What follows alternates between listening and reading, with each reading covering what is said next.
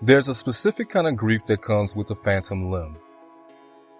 You reach for it, you expect it to be there, and your brain just refuses to accept that it's gone.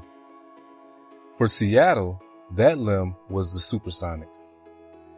They didn't just relocate a franchise in 2008. They performed a lobotomy on a city's culture. And for 18 years, the league told Seattle to just get over it. But you don't just get over the place where you kept your memories. You don't just pivot when the thing that defines your city's rhythm is handed over to a moving truck. Why did this city, a city that thrives on change, refuse to change its mind about who it is? You see, the mistake was assuming the Sonics were just a basketball team. In the 90s, the Sonics were the aesthetic of Seattle. They were the gray, they were the green, and they were relentless. They weren't the flashy, polished Lakers. They were the blue-collar, grit your teeth, and win it in the mud team. They were not entertainment. They were the city's alter ego. And then, it was gone. The silence that followed wasn't just a lack of basketball. It was a lack of a common language. The city lost the one thing that forced everyone to look at the screen at the same time. So what happens to a fan base when the team leaves? Usually, they divorce. They pick a new favorite. They find a new jersey.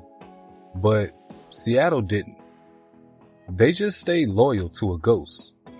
They kept wearing the green and gold, not because the team existed, but because they existed.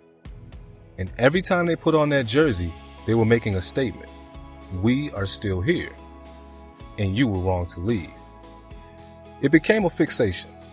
An entire generation grew up in Seattle knowing the history, knowing the stats, knowing the pain of the 2008 departure without ever seeing a single minute of basketball played in their own city. Honestly, it wasn't fandom anymore. It was a hostage situation. Now here we are in 2026. The silence is finally breaking. The suits are talking. The expansion fees are being calculated. The Sonics name is back on the table.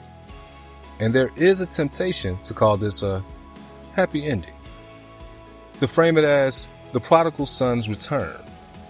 But that would be dishonest. Because 2026 isn't a return to 2008. The people who lost their team are older now. They have kids. They've watched the league evolve into something entirely different. Something shinier, something more corporate. So the question isn't whether Seattle deserves a team.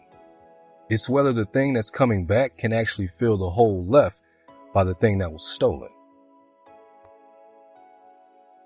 And this is the trap of modern sports. They treat teams like commodities, move them like chess pieces, and assume that if we just move the brand, the fans will follow. But Seattle proved that fandom isn't a transactional relationship. It's a biological one. You cannot manufacture a legacy. You cannot draft an identity. Seattle sat in the dark for 18 years, keeping the candle lit, just to prove that they weren't just customers. They were guardians. So, if the Sonics come back, don't call it a revival. Call it an excavation. Because for 18 years, the city didn't move on. They just waited for the rest of us to realize what we'd actually lost.